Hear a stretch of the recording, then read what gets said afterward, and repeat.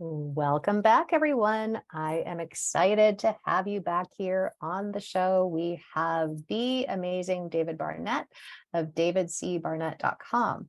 So if you are not aware of David, you are going to want to listen up because David and I just recently, I recently discovered David. I shouldn't say David, you discovered me because you didn't know who the hell I was. I recently found you because right now I'm looking at a few different businesses to purchase, and it's a very specialty kind of thing, right? And it's one of the many ways that we can accelerate things in business. It's one of the ways that we can build real value in our companies and various things like that. And sometimes we might also want to sell a business. David can help with that as well, right? And so there's a lot of variables to take into account, but I wanted to invite David onto the show today because he's a tremendous resource. I highly, highly recommend that you follow up with them. We're going to chat about how to do that later. But for now, if you want to be doing some stealthy research on David while we're going through the show, the best place to go is David C, as in the letter C, Barnett with 2Ts.com. And you'll be able to learn all about the ways that he can support you. So if you're not in front of a computer and able to do that right now, David loves to say that it took him 10 years to unlearn what he was taught in business school. And David, I believe that because university prepares you for theory and doesn't always prepare you for the real world. It trained him to be a middle manager in big enterprises, but he wasn't really prepared for how that translated into small business. So after a career in advertising sales, David started several businesses, including a commercial debt brokerage house. I can only imagine how interesting that was, David, helping to finance small and medium-sized businesses, led to the field of business brokerage. And over the last several years, David sold dozens of businesses for others while also managing his own portfolio of income properties and starting his career as a local private investor. So he consults regularly with professionals and banks and businesses like us, and can evaluate assets and businesses and valuation and so on. He's also working with entrepreneurs like us and would-be entrepreneurs who are buying, selling, or trying to improve their businesses to really optimize things. So David, welcome. Thanks for inviting me on. I was so excited. Doing podcasts is one of my favorite things. Yeah. And I think, we were chatting a little bit before the show. When we stay in our lane and we only talk about what we know about, like we could talk forever about this. We don't even need like some sort of scripted outline or whatever, right? And Yeah. I know you know your stuff. I've been diving into the materials that you have in the course that I just stepped into.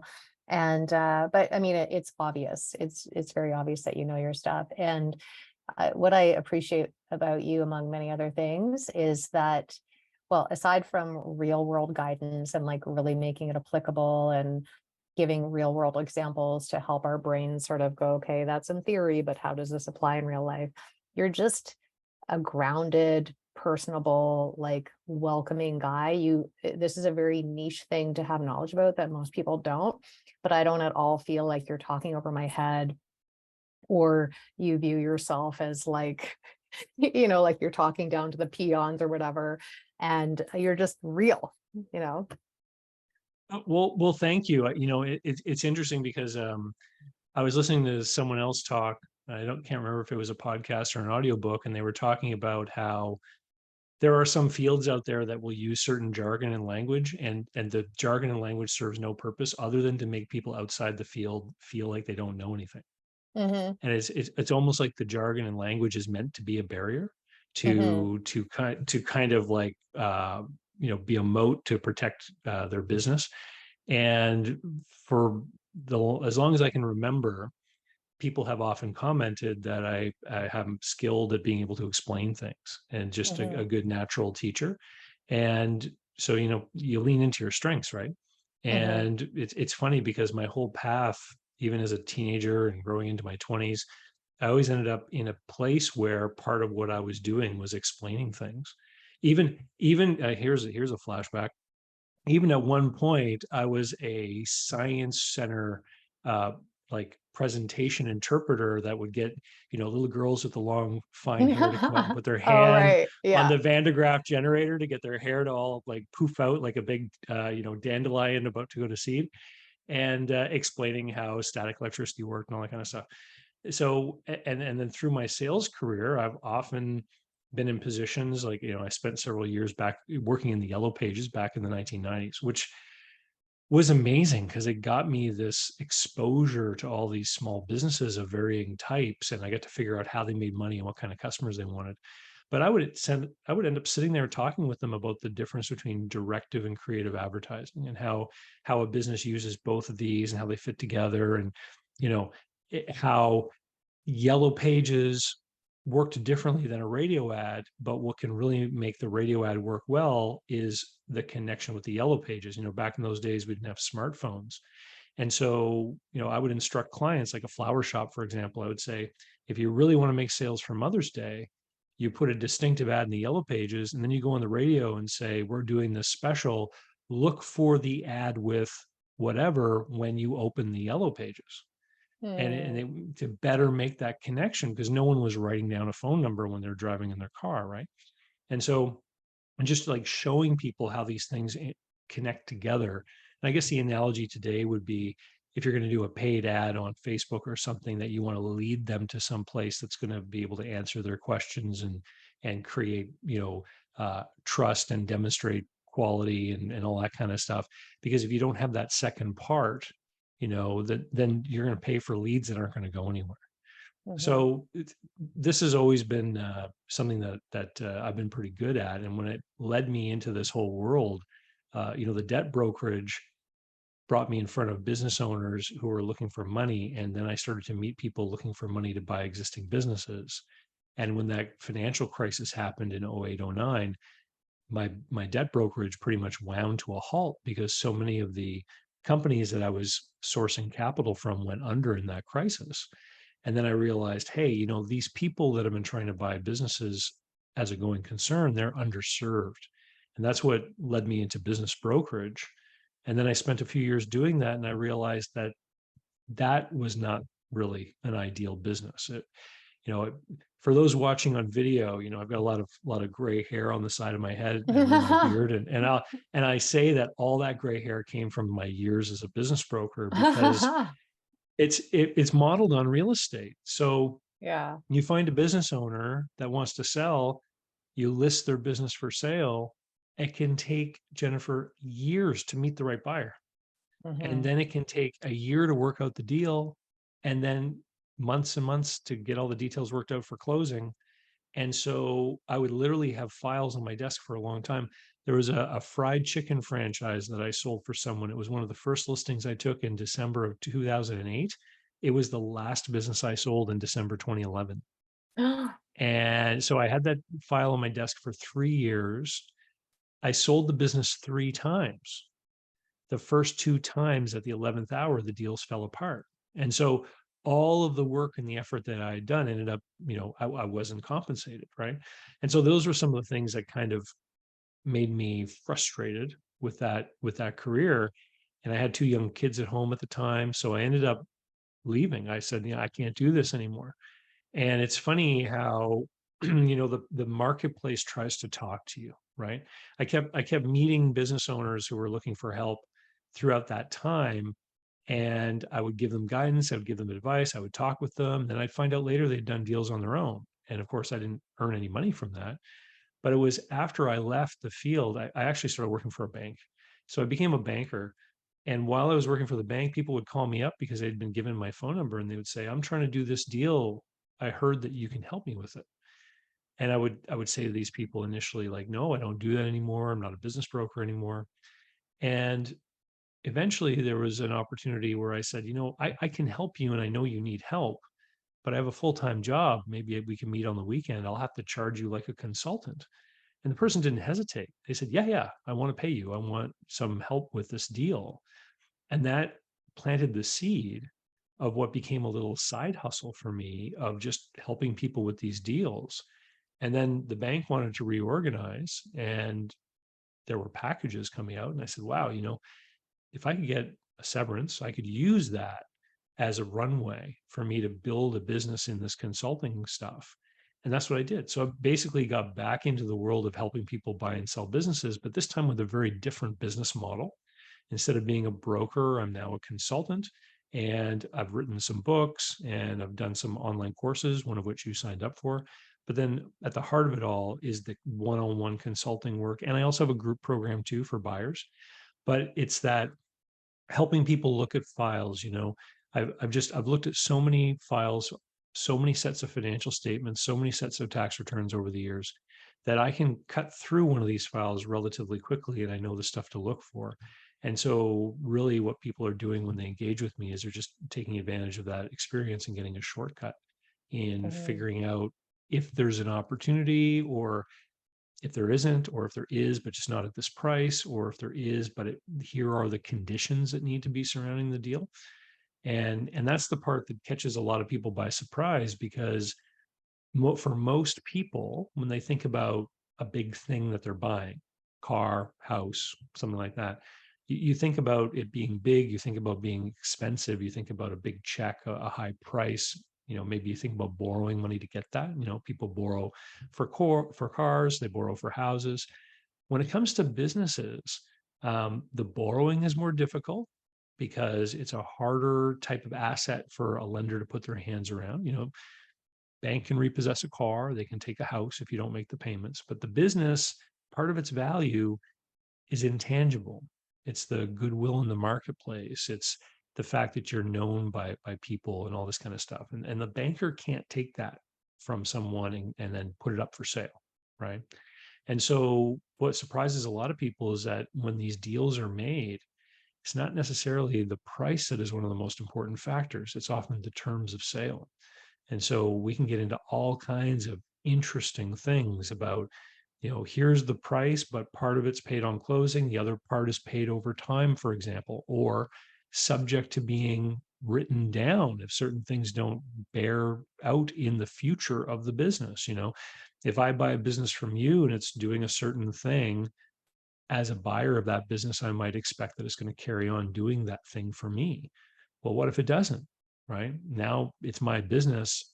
How can I adjust that? Well, the way you adjust it is by having part of the money due later so that you can make adjustments against that. And so, from the seller's point of view, that then raises a whole other series of questions. If I'm not going to be paid entirely on closing, how do I make sure that this is the right buyer? And that type of thing actually plays into the hands of the buyer, because it means that the seller is actually vetting you and making sure that they believe you're a good qualified operator. And sometimes we can think that we're going to be good for something, but the seller is the one that knows the business intimately, and they're often a much better judge of what kind of person might be able to step into their shoes than we can be sometimes. Mhm.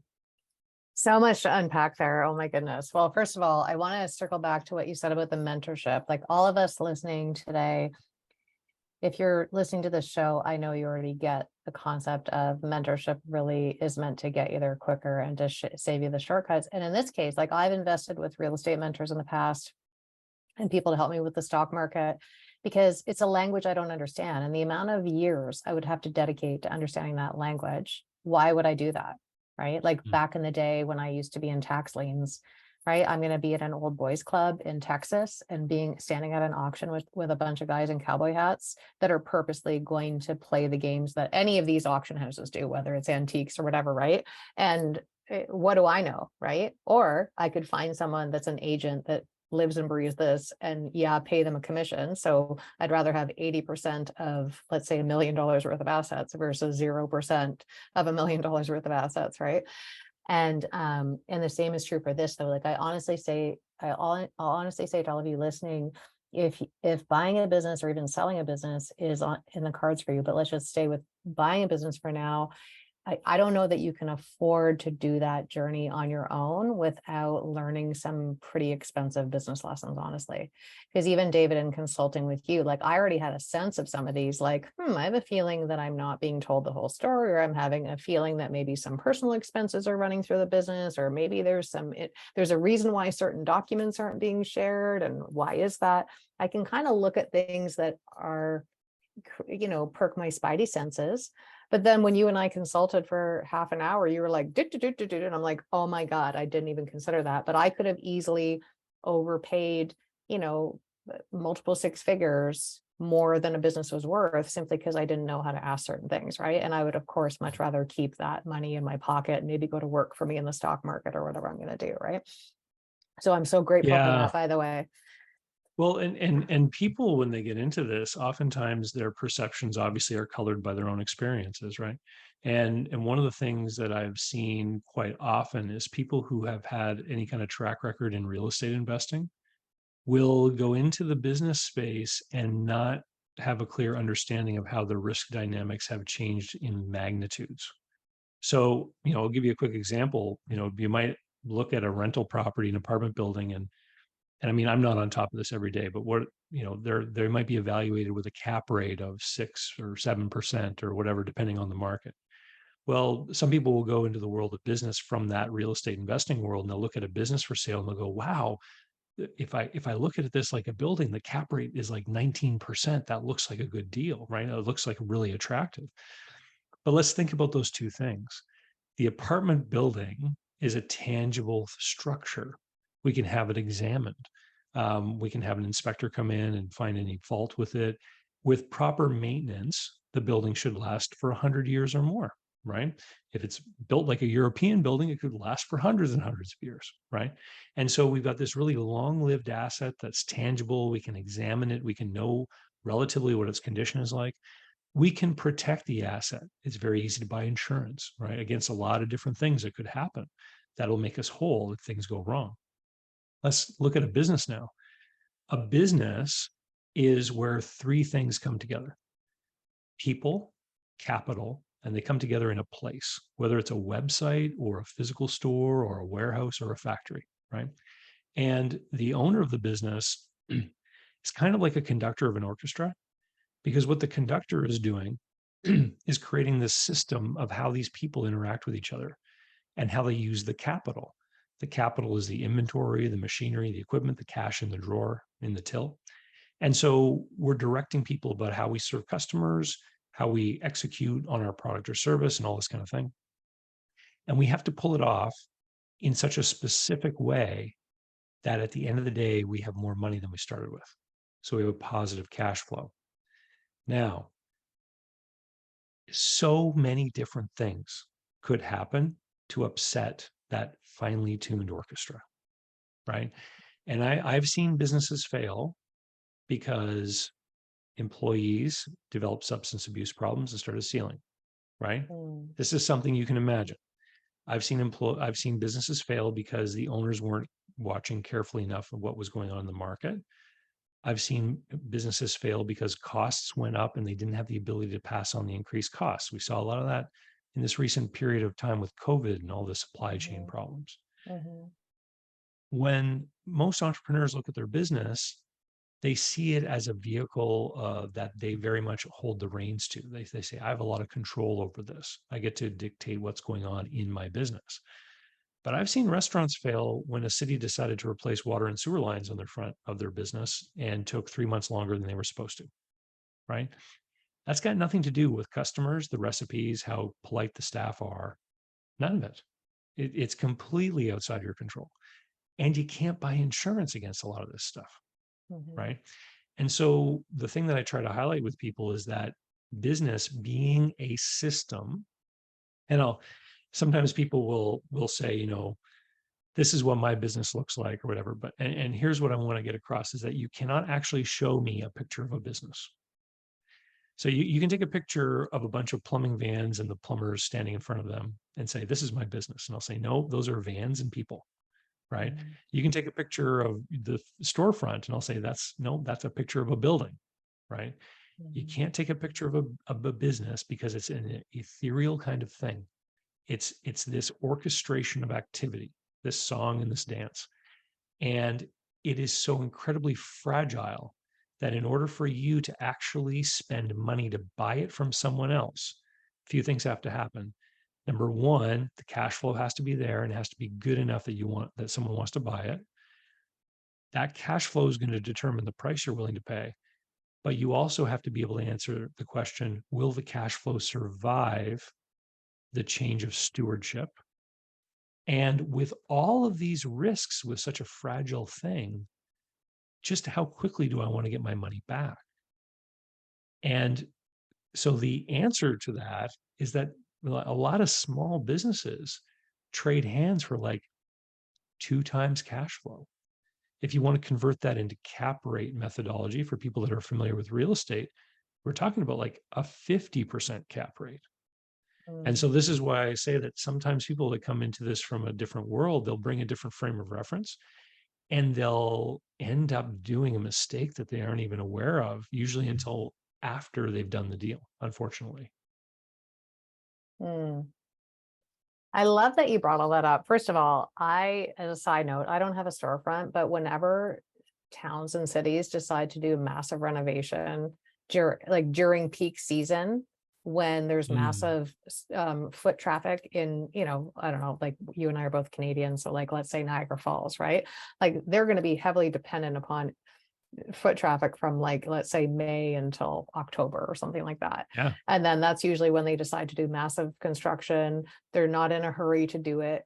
And as a pedestrian, I know for me, I'm not going to be walking into a store when I'm having to like bob and weave construction material, or I think I might fall through a floorboard or something like that, right? And Or when you have to walk across one of those big steel plates they'll put over like an open pit when they're yes. working on the sewer, and you're like, I don't know if I want to walk across this little makeshift bridge, you know? Totally. And a lot of these I mean, maybe not so much in Niagara Falls, but if you think of smaller towns, maybe there's an antique store that only gets maybe, two people coming in on a Monday. They cannot afford to lose two people on a Monday or five people on a Thursday or whatever. It Yeah. breaks my heart when I see that. And that's storefront businesses, right? But like you said too, are we factoring in all the variables? I know for me, when I look at businesses, I'm like, okay, like you said, how is that cash flow going to fare when there's a change of ownership, right? Are the sales really dependent upon the person that owns it because it's relationship capital essentially, or are they buying something that they're going to buy anyways, regardless of who owns the business? And, we talked about one of the companies I'm looking at, like, what's the churn rate?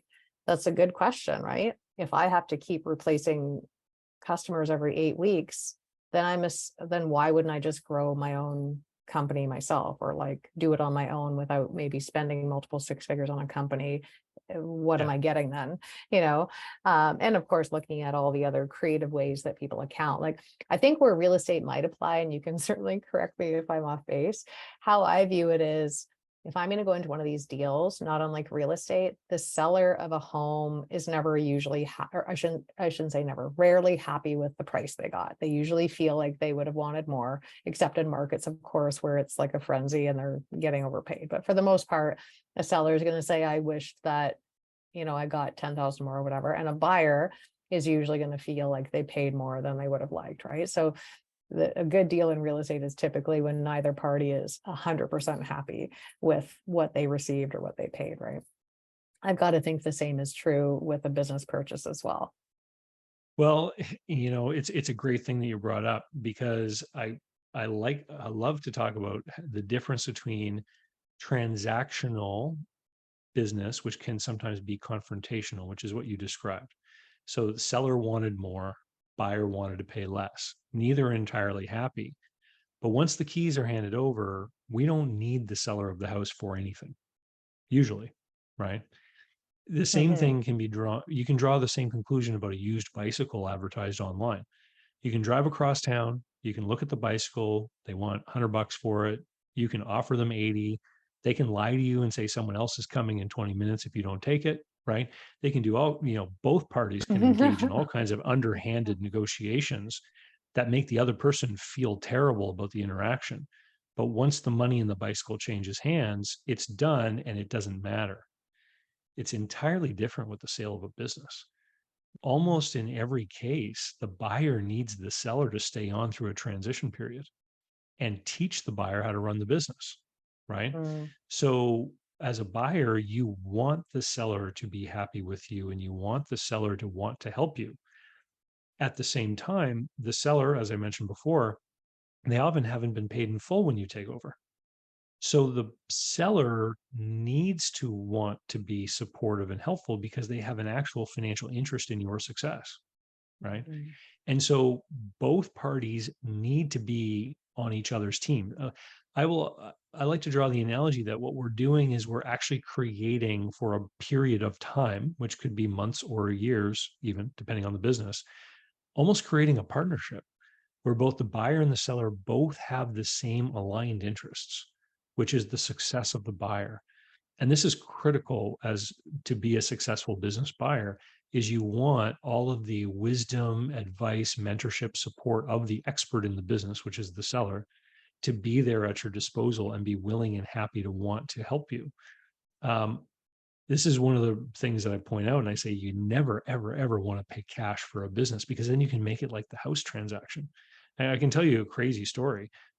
This was for like a small town little market, and it had like a liquor concession in there too. And the sellers owned two businesses. They owned the market and they owned the bakery across the street.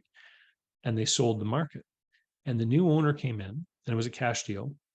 The new owner came in and they started making changes.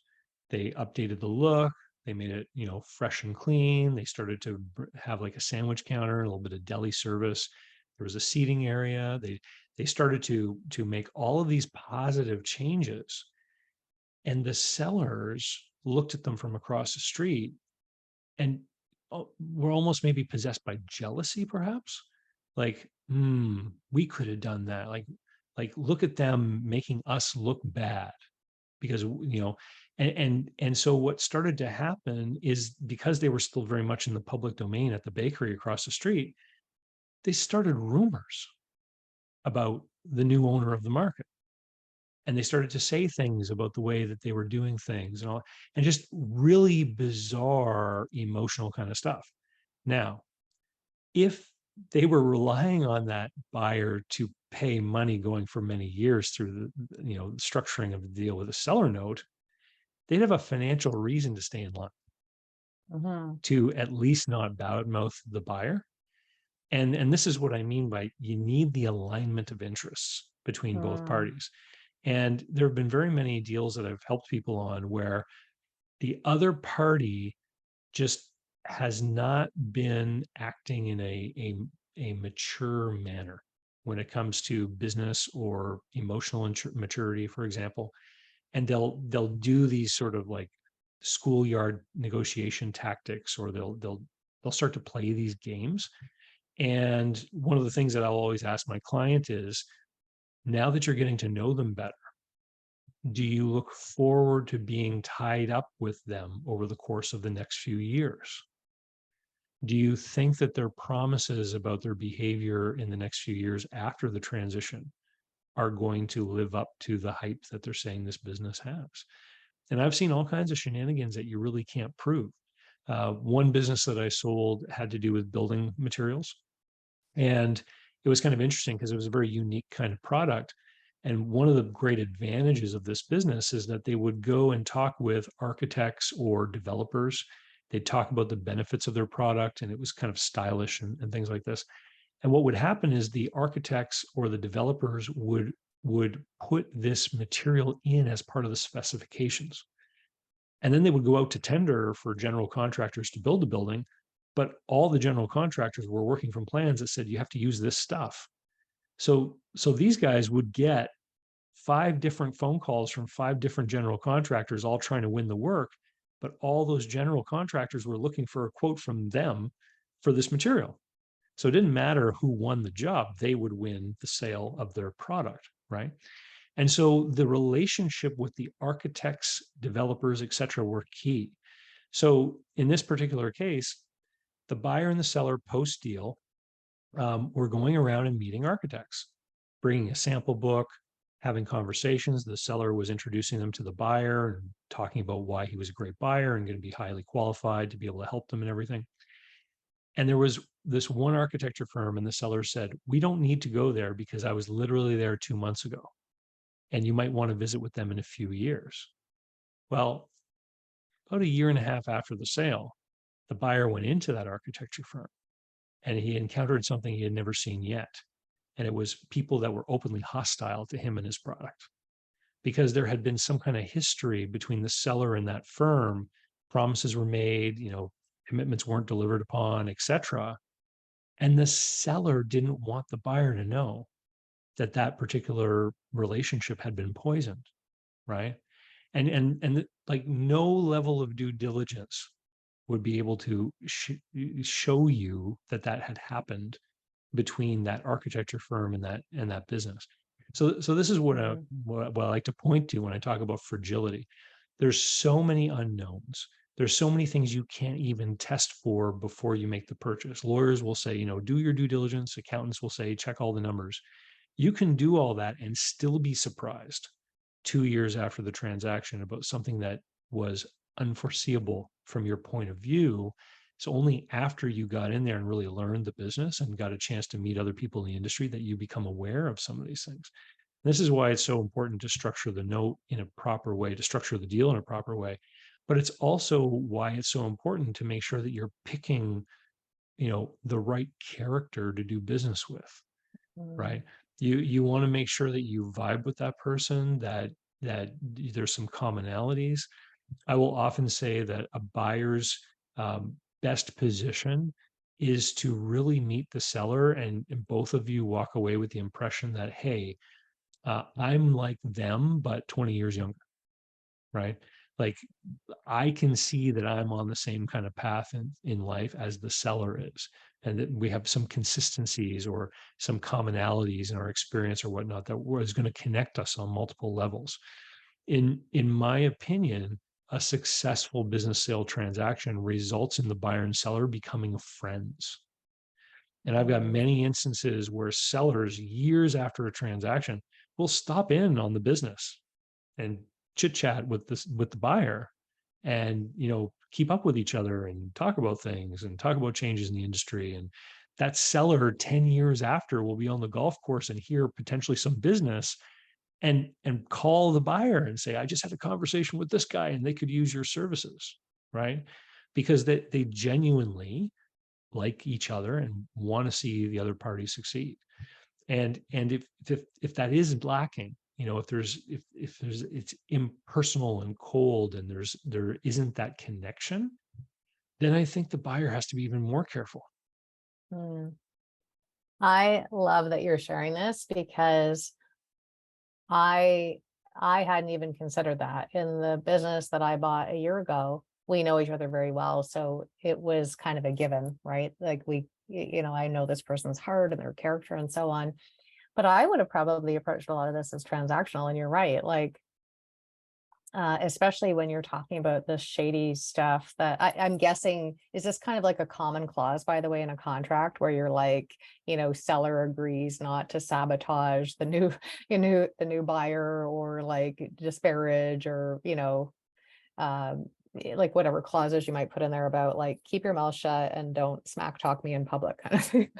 It depends on how the deal is organized, where the deal is happening, like what jurisdiction, who's involved, and what level of paperwork people are applying to it. Obviously, the bigger, more complex deals are going to have more in the way of involvement from other advisors like lawyers and things.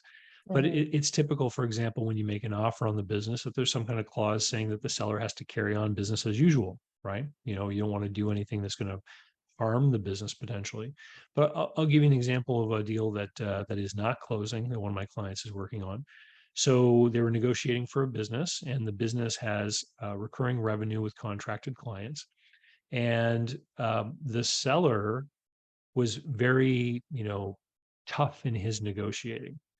And as the buyer and seller eventually came to an agreement, and the buyer started to do some due diligence, asking for bank statements and tax records and all this kind of stuff, looking for timesheets for the employees, like reconciling the contracts to make sure that the labor matched up with the sales, all this kind of stuff. And throughout that process, the seller kept trying to renegotiate for more money, right? And and the buyer was like, well, we have a deal and all this kind of stuff. And I'm coaching the buyer, trying to show him different ways that he can try to de-escalate the situation, how he can try to, make it work out better, etc. And is successful at every move. So, the seller is sending these emails saying he thinks he needs more money. And I'm like, don't reply to the emails, call him on the phone. when you call them on the phone, don't negotiate with them. Just negotiate for lunch. Go meet them in Mm, person, right? Talk with them in person. Say, we had this deal. Can you tell me what is it that's going on that makes you think that you need more money? You know, and face to face, it's harder for people to be obtuse, to be obstinate face to face. It's easy to do it in an email, right? yeah. And so they would go have lunch, have a chat, and then the guy would be like, yeah, okay, you know what? If you can do this, I'll do this, right? And so every time the seller sort of made these moves to blow up the deal, the buyer was able to get it back on track. At the 11th hour, the seller says, I don't want to go forward with the deal. I'm going to sell it to my son instead. And by this point, the buyer has invested money with accountants and Mhm, lawyers to do due diligence. There's paperwork is being put together, and they have this written agreement saying they're going to be doing the deal. Um, and and the buyer's like, we have a deal. I understand that you might be under pressure, maybe from your spouse or other people in your family, to keep the business within the family. So how about this? And this was another key thing I coached him on. Like, is a lot of these decisions are emotionally driven. They're not, you're not dealing with MBAs on Wall Street who are making a purely, money driven decision about how many decimal points something is going to be, right? mhm, It's a lot of emotion in this. A lot of the times these businesses are like children to some of these sellers. mhm, And so I said, tell them you understand. Tell them that if you were in the same situation, you'd have the same kind of challenge, and say, why don't you all meet and talk about it over the weekend, and I'll follow up with you on Tuesday, right? So just acknowledging the seller's position, right? And letting him take the time, right? And it's like, how do you be angry with that? How can you react mhm, negatively? Like, so Tuesday comes around, and you know what happened, Jennifer? This is when the seller admitted for the first time that he lost a major contract 3 months earlier, and the sales for the year were going to be off by close to $1 million. And the business isn't worth anywhere close to what the buyer believes. But instead of actually being honest and transparent and straightforward with the buyer, he hid the fact and was probably subconsciously trying to derail the conversation and the negotiation so he never had to reveal that. mhm, And so that deal is dead. It's not going to happen. But I don't think it can ever recover. I don't think the mhm, buyer would ever do business with that person again. And mhm, this is brings me back to what I was saying before about connecting with a person on a human level, um, because you have to be careful about who you do business with. People, you know, if you're in the flower business and you're selling bouquets of flowers, any person with $20, you can do business mhm, with them, right? mhm, But when you're talking about entering into a business relationship, which is going to have big financial consequences over a long period of time, then you really have to take stock of who you're dealing with. And, mhm, you know, yeah, that, I mean, that's just a peek at some of the stuff, but it really gets back to the basic truth is that all business is done between people. mhm, Anything you buy and sell, there is some level of interaction with a person somewhere who's going to be the other side of that transaction. And if you don't like them or you don't want to do business with them, you won't. And a lot of the times, that sense or that gut feeling that you have is probably some kind of intuitive thing that you should be listening to. mhm. It's occurring to me as you're sharing this, and I know once people step into your world, they'll get way more. I mean, because there's so much, like even just the course that I invested in, there's hours and hours of training just to have like a satisfactory understanding, right, of what you're talking about. So we're not going to cover obviously all of that today, and not to mention people's circuitry would be blown open, right? Would be cross-eyed, going, "Oh my God." It is a new language, but what's occurring to me and the similarities with the stock market are that you really have to know your risk threshold, because I've got to Mm, think that there are businesses you can buy that have a little less risk involved. I mean, there's always going to be risk, but if we look at our risk, like I weirdly and shockingly have a very high risk tolerance. I learned that from doing various assessments and just seeing how I am on the stock market and other deals.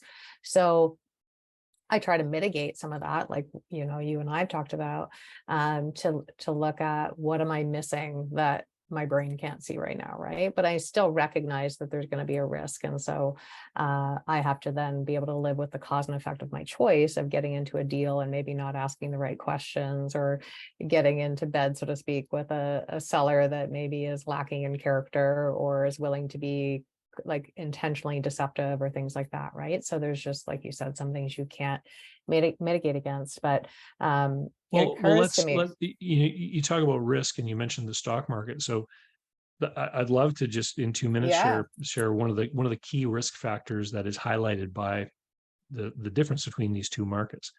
So the stock market is literally a place where people buy and sell little bits of ownership of a company, right? Hmm. And it was created to solve the problem that small businesses have, which is liquidity. Hmm. So the problem with being a business owner is that it is very difficult and it can take a long time. I mentioned earlier, when I was a broker, sometimes taking years to sell a business. And so this is called liquidity risk. Once you buy the business, if you decide 2 weeks later you don't like it, it can take you 2 years to sell it, right? Hmm. The stock market doesn't suffer from that, because as long as the market is open, you can put in your order to sell your shares, and someone out there presumably wants to buy. The price goes up and down as these demands ebb and flow, right? So one of the one of the ways that you can look at liquidity risk is you can say not all small businesses have the same degree of liquidity risk. There is a spectrum. So a business that requires, for example, the owner to hold a special license or certification or skill set, let's say an architecture firm, right? There are going to be far fewer people out there with the certification and background to be able to be the owner than if Hmm. you're looking at a convenience store, right? So a lot of people can operate a convenience store and are looking to buy one. So a convenience store is a far more liquid small business than an architecture firm would be. So it's, again, it's looking at these different things and figuring out, am I making an investment in a small business purely as an investment, right? Or am I making an investment in a small business, but I'm also buying a job at the same time? Hmm. Some people will say this often quoted comment. They'll say, I want to buy a business, not a job. So what do they mean by that? Well, they mean that they want to be able perhaps to pay someone to manage the business and have some kind of earnings beyond that to represent a return on investment. The vast majority of small businesses are operated by their owners. And there are a lot of people that want to leave jobs they don't like. And they look at buying a business as the vehicle to do that. And they fully intend to step in and become the operator of the business that they buy. And for a lot of those people, buying the job and the business, making the investment in the business at the same time is really smart, because if you are an expert in a certain industry and you have a lot of business background that is applicable and you have the skills to improve that business, this is the real game changer. So many businesses are owned by people who are like older, and they're kind of tired of it, and they're just going through the motions and not really doing all the things that maybe would help that business grow as quickly as it could. And they put it up for sale because they want to retire, and they sell it to some younger person that has more you know more energy in their step and is more excited and wants to get out and do the things that they've been avoiding for years. You can really grow that thing. And that's really real opportunity is you buy a business at one level that has great earnings, and you pay based on what the business is doing, but then you take that and you grow it. And if you can grow it for a few years and increase the size of the business, that's what's going to make it a great deal for you. To draw the comparison with real estate again, if you buy an apartment building, right? You can mismanage the apartment building, you can drive tenants away. The chances of having a completely empty building are very low, right? Hmm. And so if you mismanage your apartment building and you say, you know what, this isn't for me, I'm not making much money, I quit, you can put it up for sale and probably recoup a vast majority of the money you put into it, right? Hmm. You might even get all the money, or if you bought and sold at the right time, you might even make money regardless of the fact that you mismanaged the building, right? But it's also very difficult for somebody to buy an apartment building and double the revenue. Hmm. So because there's only so much we can do, we can renovate the apartments and get more money, but to double, I mean, that's hard, right? And we can't rent 6-unit apartments to 12 families, right? Like we can't grow the clientele without a significant expansion cost of adding to the building. But in the world of business, if you mismanage a business and it doesn't make any money, the value of the business really could go to zero. Like the entire thing could blow up and be gone. Mhm. At the same time, on the other side, you can change how your business is operating. You can do different marketing. You can change the way the service is provided. You can do add-on services, and you could double the number of clients you serve, sometimes without increasing your overheads at all, right? And so one of the ways we can imagine this is we can say that an operating business has operational leverage in it. It's the same as the financial leverage that you get when you invest in real estate, but the stick is longer, and it means you can go further, with those resources. But at the same time, in the world of real estate, there's kind of like you have guardrails, both to the bottom and the upside. And in business, they're not there. Mhm. So, you know, you can do more with a business. You can have it grow faster, have the profits increase more. You can do worse with business. So, this is why business ownership is so attractive to people who've had some kind of successful career where they've learned an industry, they've learned how to manage a business really well for someone else, perhaps. They got paid to develop these skills.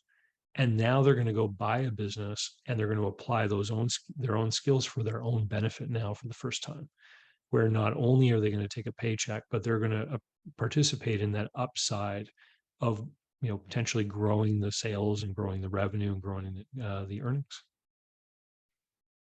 So much to factor in, isn't there? I love that you pointed that out because, yeah, I mean, if we're going to distill it to go across all investment possibilities, right? Regardless of how people are wanting to compound their money, there's going to be pros and cons and everything, right? And so, but regardless of the investment strategy, if we're looking at this as an investment strategy, it still has a lot of risks that we're probably not even taking into account. Yeah. I genuinely wish we could, I mean, even just one thing that you've talked about today, we could end up spending like 3 months unpacking it, right? With like all the nuances and stuff like that. So I would love to have you come and join us again if you're open to that. I feel like there's more and more to chat about with that. But for now, I know everyone listening is like, how do I get David's eyes on these deals I want to do? How do I get my feet wet? How do I decide if I'm even someone that has the, I'll say, fortitude, at least right now, to be someone that can enter into, purchasing a business as an example. But also for some of you listening, you might be at a point in your life for all the different reasons where you actually want to sell a business. So whether you wanted to buy a business or explore buying a business, explore selling your business, or anything in between, David genuinely is your person. I wholeheartedly believe that. So David, can you let everyone know how they can stay in touch with you? I know you have all kinds of free resources as well. So Yeah. maybe we can let people know that. Sure. So davidcbarnett.com is my blog site. That's my main point of contact where people can learn about all the different things that I do. But I would encourage people to, subscribe to the YouTube channel or follow the audio, which is on every audio service that there is out there for podcasts. Just look up David C. Barnett, small business, and you'll find me. And I do have an email list too that people can subscribe to, and I send out tidbits every day, ideas, thoughts, lessons, stories, etc. And immerse yourself in the world. I think I've got 600 videos on YouTube now, and it's almost entirely driven from questions that people have submitted. So people just like you out in the audience who had a question about something and they get sent in, that's where I find the topics for my videos. So come on over and learn. And if you think you want to know more, then there's other things you can do, online courses, books, etc. Awesome. Yeah. And some of your book titles, by the way, just make me chuckle. You're like hitting people between the eyes, basically, like I call it flicking people between the eyes with some That one right things. there, is that what you're talking about? Yeah. Behind Yeah. me? Yeah. Yeah. Yeah. Can you I, just read it out loud? Because people might not be able to see that if oh they're yeah. Yeah. listening. So one of the books that I wrote is called 21 Stupid Things People Do When Trying to Buy a Business. And I basically just sat down one day and just made a list of all of the most common things that I just have addressed with people over and over and over. And it went beyond that. I think there's like 3 or 4 bonus ones in there too that I added after. I'm like, oh yeah, can't forget that one. But yeah, I mean, I've met a lot of people, who found that book on Amazon because they went for looking for something to teach them how to buy a business. And yeah, people really do make a lot of the same mistakes over and over again. That's what I'm trying to warn people against. Mm, I love that. Well, David, thank you so, so much for sharing your time and your wisdom with us today. And thanks to all of you for being here. We so appreciate you. We would love to hear what your takeaways are. We would love for you to share this episode with other people that you feel would benefit, because I imagine you know a lot of people that will. So between now and our next episode, thank you for being here. We'll see you again next time. Bye for now.